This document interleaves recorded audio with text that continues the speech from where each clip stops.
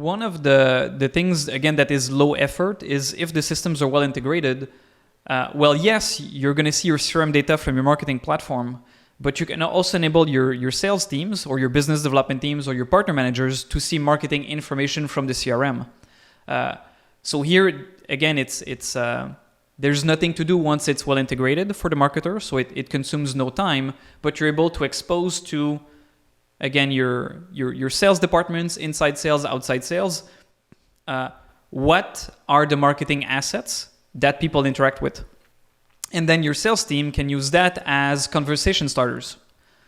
Or they can use it as a reason to reach out to somebody they already knew, a relationship they were nurturing, and use it as a door to brainstorm. So what's the next step in the relationship? What's important for the customer or for the potential customer? What kind of solution are they looking for? Because you can see what they viewed or they downloaded or they interacted with. Another thing I've seen, and I've never accepted it. So in companies, there's always silos. The worst silo to me is probably between sales and marketing. There should not be a silo. If in your organization there's a silo between sales and marketing, you just break that silo. If you're in the same office, it's easy. Salespeople are slippery. They don't have time for you. But if you're in the same office, if you go see them and talk to them, they can't escape. So as a marketer, you just go and see them and they can't escape. You're physically there.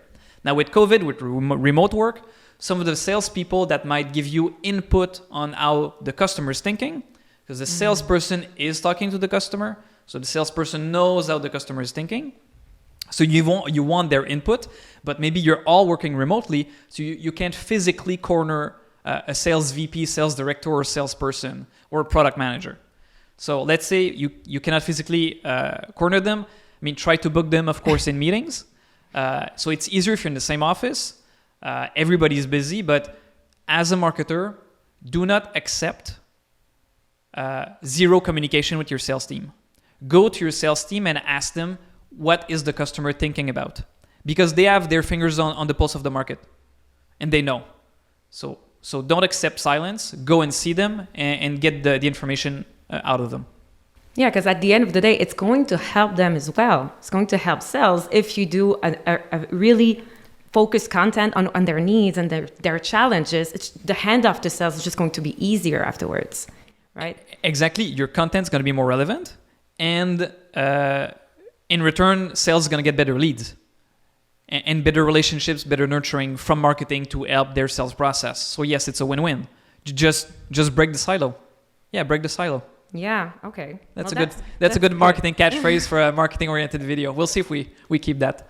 But it's true. I've seen it so much. The silo you're mentioning between the sales and marketing, it's something that we really see often.